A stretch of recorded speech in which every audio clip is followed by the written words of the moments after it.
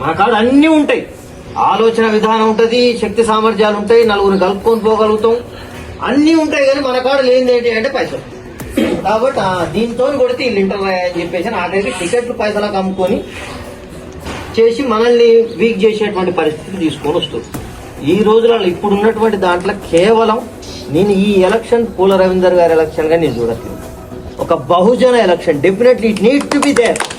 మన శక్తి ఏంది, మనమేంది, మనం సంఘటితం అయితే ఏ విధంగా ఉంటుంది. ఇది ఈ ఒక్కరోజు దీనికి సంబంధించినది.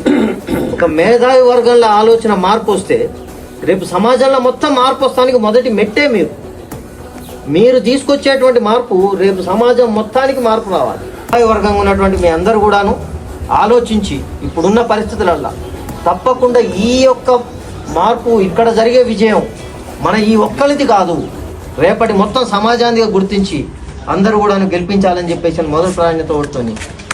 Thank you.